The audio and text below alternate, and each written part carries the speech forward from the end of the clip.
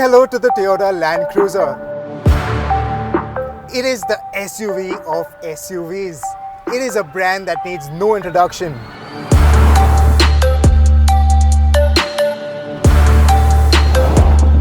For decades now, it has built a formidable reputation for its indestructibility and its reliability, and for these very reasons, the Land Cruiser has been the vehicle of choice for off-road enthusiasts, for the United Nations, for heads of state, and for people with power.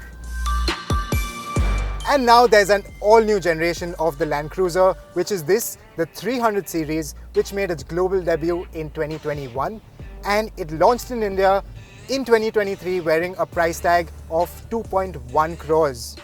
For India, you can only order your LC300 with a diesel engine and in a 5-seating configuration only.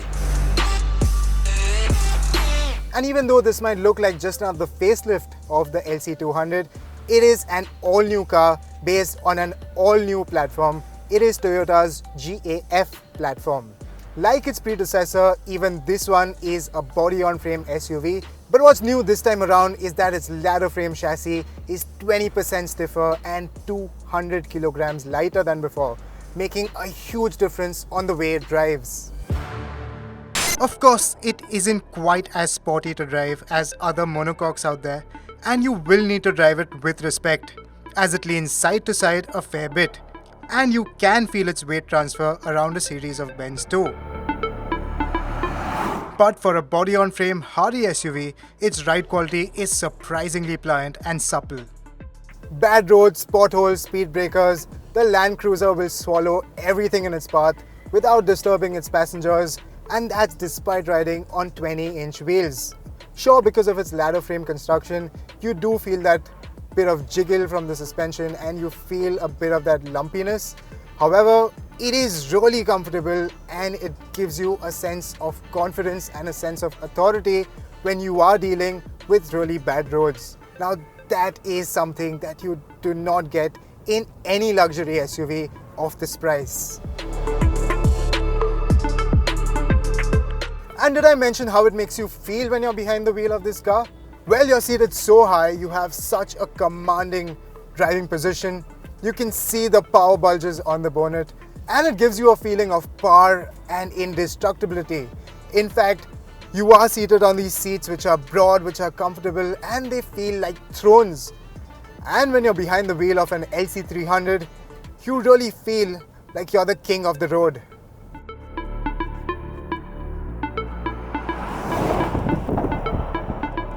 Powering the LC300 is a 3.3-litre twin-turbo diesel engine which makes around 309 horsepower and 700 Nm of torque. Right off the bat, you'll know that this is a grumbly diesel and it gets progressively louder as the speeds increase.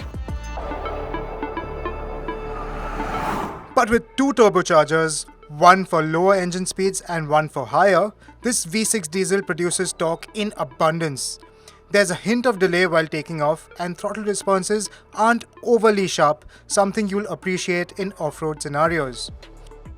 What's nice is that boost comes in nice and early, and from there on, its strong pulling power will keep most owners satisfied. And transmitting power to the wheels is a 10-speed automatic. The lower gears are closely stacked, so it makes sure that you're always in the meat of the power band. So whenever you flex your right foot, you are served with a healthy dose of torque. And then at triple-digit speeds, you are cruising at really low RPMs, which makes the drive more comfortable and more efficient.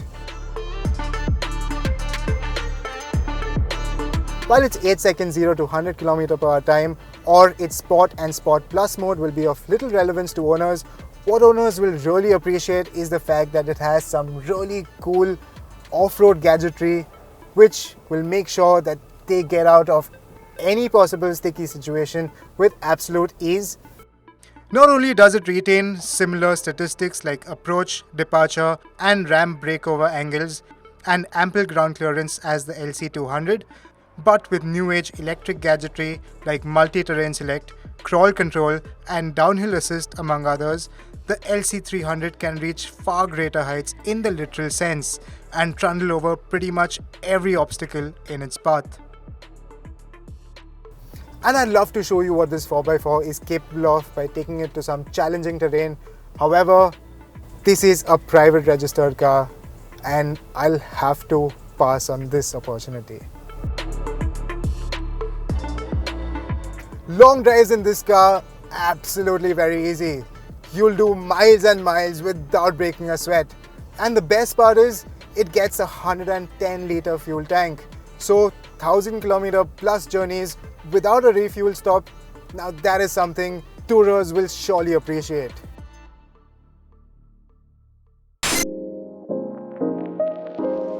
Now that you know how it drives, let's look at the LC300 in a bit more detail. The design of the LC300 is just an evolution of the LC200. In fact, the car is similar in terms of dimension and even its basic silhouette remains identical to its predecessor. What the LC300 retains are these power domes on the bonnet, and now the grille is larger, wider and bolder. In fact, the front end is so powerful and so intimidating, when you look at it in your rearview mirror, you move out of the way. The side profile is quite boxy, but you get these nice clean flowing lines which give it a nice clean cut styling. What you get with the LC300 are door mounted outside mirrors, and even the kink of the window line is quite steep towards the rear. Also for India, you get 20-inch wheels finished in chrome. There's an ungainly gap in the wheel arches, particularly at the rear, due to its tall ride height. And no, before you ask, it does not get air suspension to raise or lower its stance. The slab-sided rear looks a bit plain Jane, and now with these slim LED tail lamps, it appears a bit narrower than before. However, that's not the case. You do miss the LC200 split tailgate. This time around, it has been replaced for a rather conventional, electrically operable hatchback. In the absence of a third row, its boot is cavernous at 1131 litres, which can accommodate nearly twice as much cargo as some other luxury 5-seater SUVs. Now let's see how its cabin compares to other luxury SUVs. To get into the LC300, you have to climb the footstep, hold the grab handle and haul yourself inside. It is quite a trek, but once you're in, you'll like what you see. You have this nice dual tone interior, you have a plethora of buttons, and you have nice and soft materials all around. But while it does make a good first impression, does it feel like a 2-crore interior? Unfortunately, it doesn't. In fact, you're greeted by a sight of dummy buttons on your way inside, on the steering and some here low down as well. Then your eyes gravitate to the instrument cluster. Now you have analog dials in a car that costs this much. You would have expected something a bit more sci-fi, a bit more techy. This one, well, I do prefer analog dials to digital dials, but this one certainly does look a bit old school. Then you look at the 12.3-inch touchscreen out here. It is really nice to use and it does the basics just fine. However, the interface is a bit too dated and well, it does the job, but it doesn't really wow you or impress you in any particular way. As mentioned earlier, you have these plethora of buttons on the center console for the touchscreen as well as for the climate control, which is a real welcome addition. What's more is that you have charging provisions, you have a wireless charging pad, you have nice and deep cup holders. In fact, this one can go even deeper by just removing this small flap out here. A really cool party trick is the cooled center console. It opens from this side, it opens from the passenger side, and it opens from the back as well. And you can really keep your beverages cool. This one's an actual chiller. Here's some trivia for you. The front seats in the LC300 have been moved a bit further back compared to the LC200 for better crash safety protection. Now, as a result, space here isn't in abundance. And in fact, when you think about it, this nearly 5-meter long SUV has just about enough knee room as a regular mid-size or a compact SUV. Now, that said, this car is really wide, so seating 3 is absolutely not a problem. The seat itself is really comfortable, it is nice and soft, and even the backrest adjusts if you want to make it more upright or if you want to make it more reclined. But the base is positioned a bit low, so you are kind of in a knees up position and thigh support is not the greatest. And then there are these screens out here which sort of rob into your sense of space on the inside. There's no panoramic sunroof either, and on hot days you'll also miss sun blinds out here. Now, while I'm really nitpicking, what LC owners do enjoy is the cooled as well as the heated function for the rear passengers, and each passenger can set the aircon temperature as per their preference thanks to a 4-zone climate control.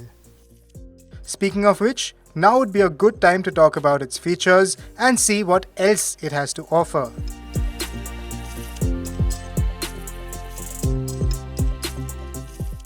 Like the Land Cruisers of yore, the LC300 is extremely capable and it'll take its owners to places where its 4 wheels can practically go.